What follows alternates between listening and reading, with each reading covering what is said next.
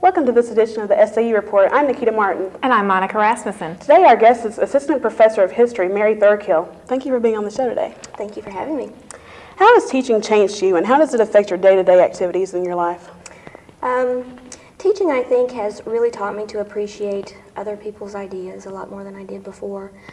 All through graduate school, we were made to really hone our own ideas and our own opinions and have very little respect for anybody else's. And we were always supposed to argue that we were right and we were the ones that everyone should listen to.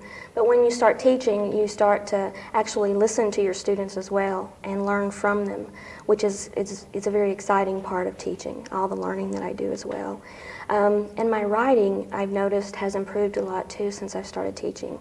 Because when you're in the classroom and you're trying to explain a difficult concept, you try to take it step by step by step.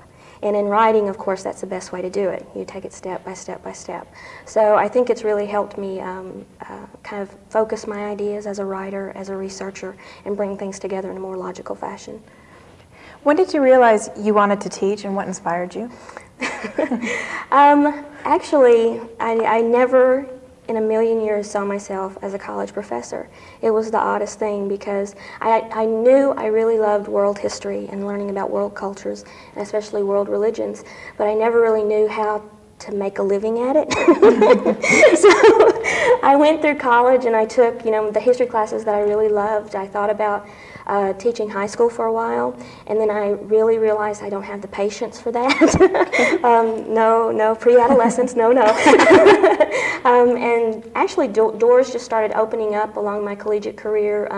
I was offered assistantships, and professors were really encouraging for me, and they encouraged me to do it. So I kind of went one step at a time, and then finally, while I'm in the PhD program, I kind of look around and think, oh my God, here I am.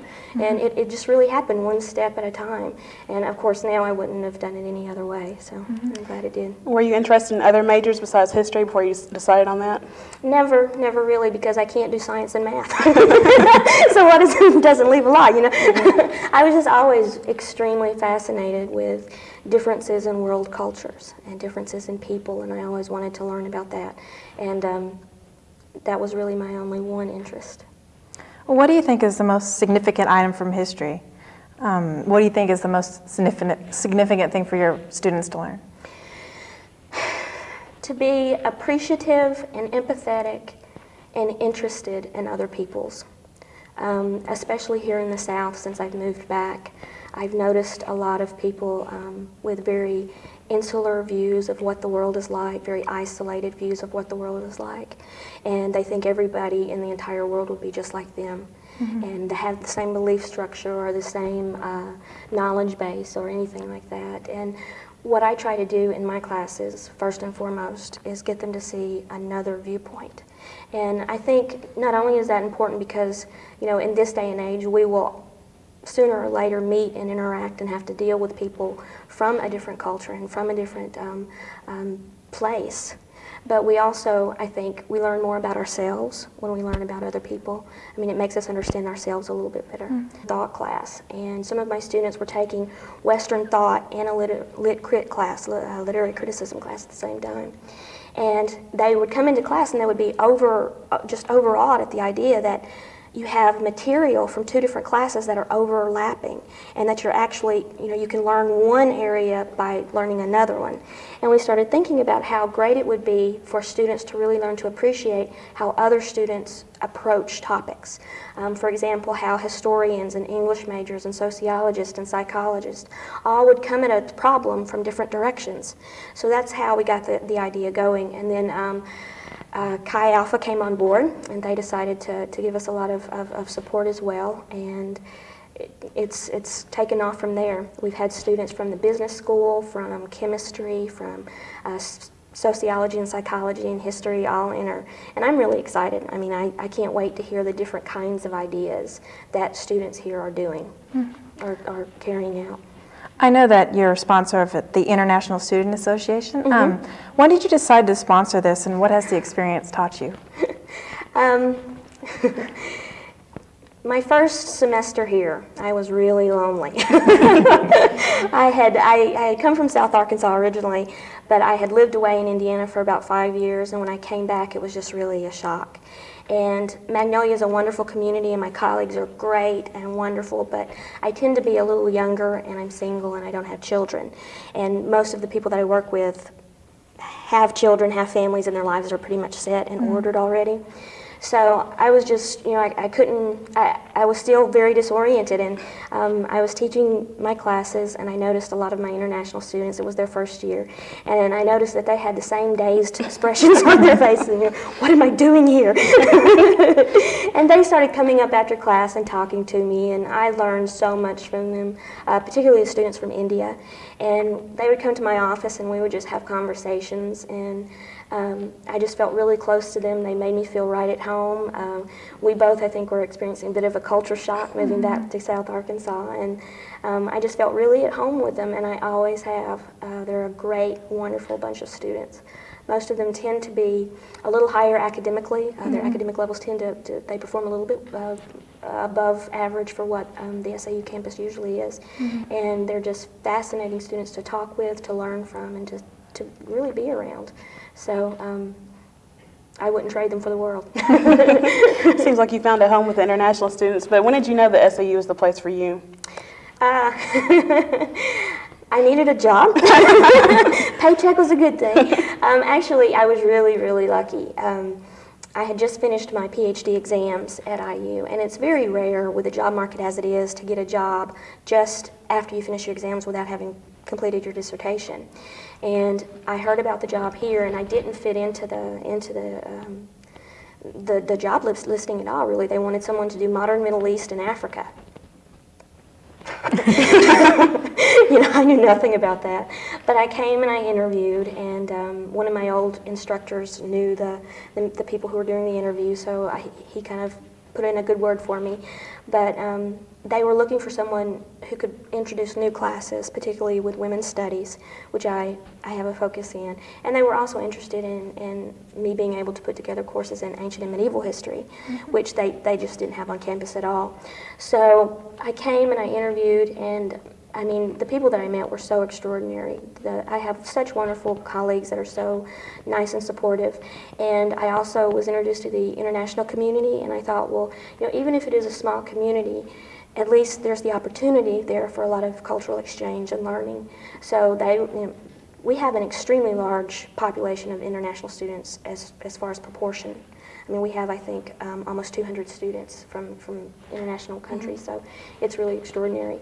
So when I put all those things together, and the fact that I was really lucky to even be in the interview stage without having completed my dissertation, I was just really lucky to have a job offer. And when they did make the offer, I took it right up. You just mentioned that you teach a women's history class. I understand that the International Student Association just sponsored a program that honored women. Is it going to be held again this year, or could you tell us about the program? Yeah.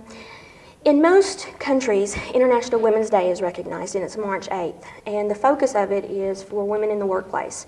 In so many countries around the world, women still make, not even half of what a man makes for much the same labor. And this is a day that has brought world attention to the problem of women in the workplace particularly. Last year we had a program in the Blue and Gold Room, and we're planning on doing a similar one this year. It will be March 8th, and it will be from noon to 1 in the Blue and Gold Room over in the cafeteria, and it will be the international students. This year we're going to try to introduce more aspects of their own cultures. I mean, what would it be like for a woman in the workplace in Africa or Pakistan or Nepal? What would their experiences be? So we're going to try to focus on their lives a little bit more.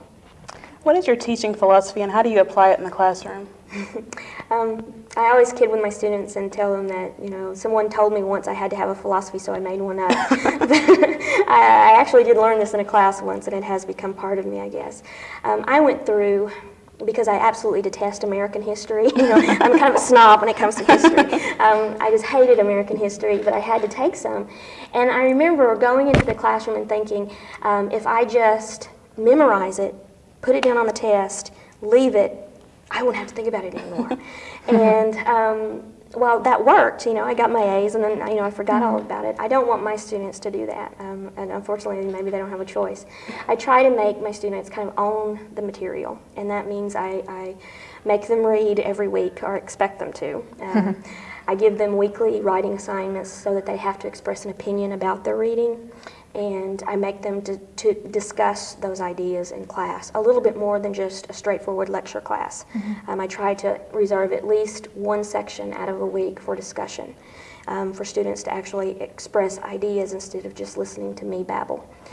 So that's my philosophy in a way. What is your specialty area in history?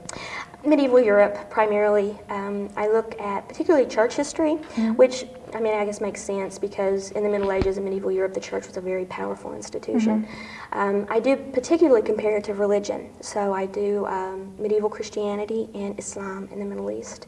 So those are my two main areas. Okay. Why is history so important? What do you stress to your students about history? If you've ever done a course evaluation for one of your instructors, that's one of the questions, Did the instructor show you how this course was important to your life? And I think the history department has some of the lowest no's. But I think in general, a person should have just a general understanding of historical evolution and how things have changed and how we've gotten to where we are. But again, for my purposes, I think the understanding of other people and where they come from, and just their religious practices, their language, their customs, how their society works is so important in today's society. You could go down to the computer lab right now and jump online and start talking to anyone from anywhere over the world. And to know a little bit about where they come from, that conversation can be so much more meaningful. So. What do you think is the most significant thing your students have taught you? Oh, that's a hard question. Significant things that my students have taught me.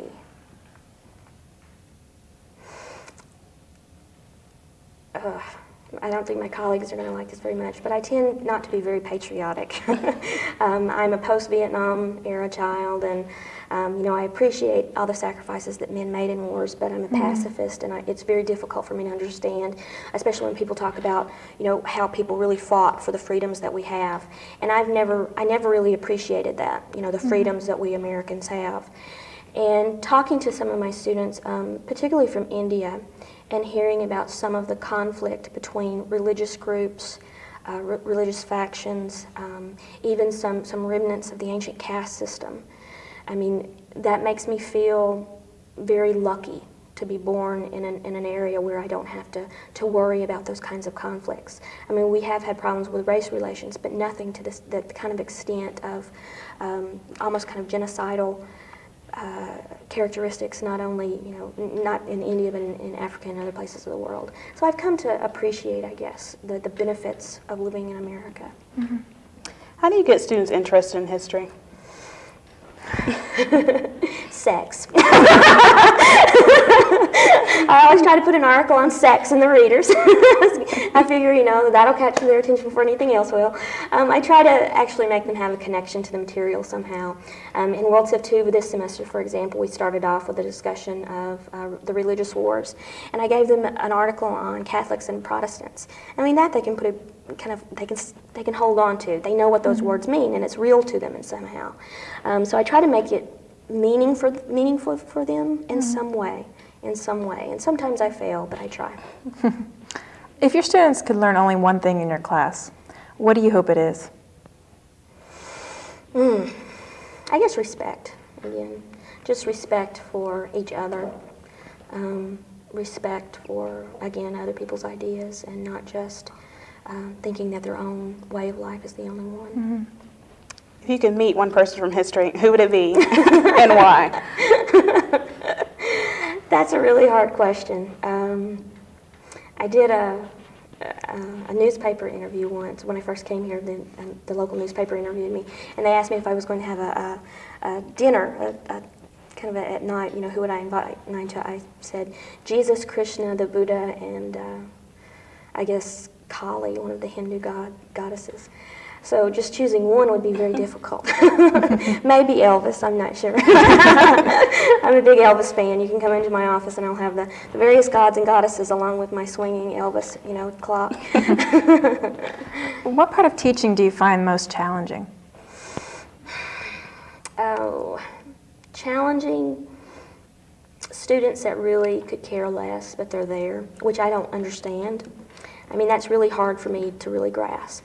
Students that are tired, that they have, they have families, they work, they're in sports, they have so many things going on, they come to class and they're tired. I can connect with that. And, it's okay, I understand. People who come in and sleep every day or just stare at me or stare past me or never do anything, I don't understand why you're paying the money and sitting in the room anyway. Right. I mean, that just makes no sense to me. I mean, I guess it's just a feeling of a person wasting everyone's time. And I have a very hard time being sympathetic in those cases. But the same question, what do you find easiest about teaching? Oh, easiest? I guess communicating with the really good students that we have here, and we do. And that was one of the very surprising things that I found, how good the good students are here at SAU. I mean, they're just amazing.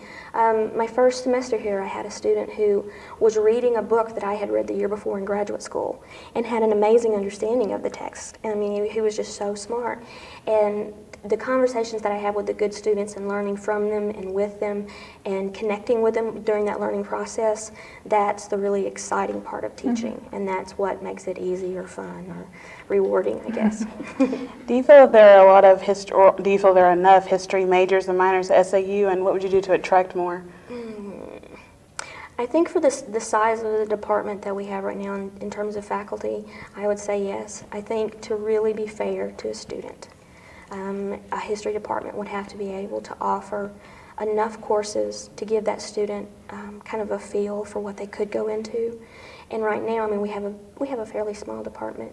So, if we could hire 5 more historians, hey, then we could, yes, attract 50 more students. But I think for our size right now, I think it's pretty fair as it is. I know you're finishing your doctorate. What is your dissertation about? The D word. The dissertation brings together 3 different areas. One is gender studies. The second is early medieval Christianity, and the third is medieval Shiite Islam. And it's a comparative study between the Virgin Mary in Catholicism and Fatima in Shiite Islam. And it's been very challenging. I love the topic. I always have. I've always looked forward to doing it. I had to translate most of the text myself from Arabic, and I'm very proud of that. I worked very hard to do that. But it's been extremely difficult to do that while I was teaching. I never could have guessed. When I took the job right after taking the exams, I never would have guessed how difficult it would be. Because, you think, even as a student, you think, well, a professor's only here, 4 hours out of the day? What are they doing that other time? Well, let me tell you, there's a lot. And it's so hard to find time to do it. And I'm finally finishing it now, inshallah, and I'll be able to graduate in May, so. What is your educational background before you went for your doctorate? I, again, just kind of one step at a time. I never knew where I'd end up. I started actually at South Ark Community College, which was then a branch of, El Dorado branch of SAU. And I started there because I had no idea what I wanted to do, and my high school counselor was an unfortunate example of what can happen in the school system. I remember going to his office once and saying, I don't know which college to go to because I was lucky enough to have some scholarship offers from different schools. And he said, oh, it doesn't matter, just pick one. And I knew somewhere in the back of my head that was wrong. So I really didn't know what to do, so I stayed at South Ark. Went to University of Arkansas at Fayetteville. I worked with just an incredible historian named Linda Kuhn there. She came my senior year, so I chose to stay there and work with her for my master's. And then I moved to Indiana for my PhD, initially in the history department, but then finally I moved into comparative religion because I could do more cross-cultural studies there, work more with languages and customs and cultures. So. What do you like most about SAU? Ooh, I think the good students. I mean, the good students are just amazing, and a lot of them will come and just talk about ideas and explore them with me, and they don't mind kind of kind of digging into the material a little bit more. And it's just so rewarding. Today I got a call from a student who was here my first semester, and he's gone on and he's gotten a master's degree. And I was just so proud of him, and I felt so proud that I could have been a part of that whole experience in his life. So the good students are very, very worth it. Make it worth it. What careers can history majors look forward to going on to? That's a tricky question. Well, of course, there always is graduate school. There's any number of governmental positions, for example, positions that you could just, I guess, put your name on those kinds of sign-up things on the internet. Companies that look for people who can really express themselves well. They have good language skills, they have good writing skills, and a history major will have that, of course, because you have to read and write so much. If you are going into any kind of European history and you have language skills, those are often very much looked for in businesses, especially if you have any kind of international relations as far as mail-outs or any kind of communication, and you have those language skills, that's an excellent thing. Any kind of historical archiving, library, even local parks and museums even. It's a wide array of things. It's just, it takes a little bit longer to locate them. So they're there. What are some of your future goals, short-term and long-term goals? The only goal I have right now is to finish the dissertation. It's been the thorn in the flesh for several months. But hopefully I will get that off my plate here in a little while. That's really, it's been the light at the end of the tunnel for so long. I don't know what I'm going to do the day after I mail it off. I really don't. Sleep all day, but other than that, I have a lot of professional goals that I want to achieve, especially in the department. I want to work more with the international students. I've been very limited with my time this year because I've been working so hard on the dissertation. One thing that I would really like to see is a summer program, a summer history program for kids in the community. And because I've noticed that they have the programs for art students and things like that. And I would love to have a program where we could invite kids in and do just world cultures, have like a week on Egypt and make, clay sarcophagi or something. Just have them really have fun with the whole idea of these foreign countries and cultures. And I would love to put something like that together. What do you consider to be the most interesting culture that you've studied so far? I think India. I really do. Sometimes I think if I could go all the way back and start over, I would do ancient India, which would require Sanskrit, which would require many years. But the philosophies, the Eastern philosophies that are so different from our own Western priorities and lifestyles are so fascinating to me. And the conceptions of the divine and the gods and goddesses, again, just captures my attention. And the idea of even with Gandhi, the idea of nonviolence and peace. I mean, that's always been very attractive to me, but I would love to study that area more and devote more attention to that. Have you traveled to any of the foreign countries you teach about? No, I've never been able to. I've had the opportunity at times, but with my major being medieval and Middle East, I was always working on languages in the summer. So every summer I'd have a summer language program going on, and I never get to travel. But, yay, I recently earned a research grant from SAU, so I'll be going to Italy and spending a week in Rome, and I'm very excited about that because I've never been to Italy or Europe. And I'll be staying about 5 minutes from the Colosseum. And I'm just so excited. I'm going to go and look at early Marian imagery in the really early churches. And I mean, if you know anything about Virgin Mary artwork, everybody always goes to the Renaissance. They're the Renaissance. Woo! She's everywhere. But I want to look at some of the things that were already there in the 5th, 6th, 7th century. And that's kind of been skipped over by a lot of historians, and I want to look at that. Well, Professor Thurlkill, we want to thank you for being on this edition of the SAU Report, and we want to thank you for watching. I'm Nakita Martin. And I'm Monica Rasmussen.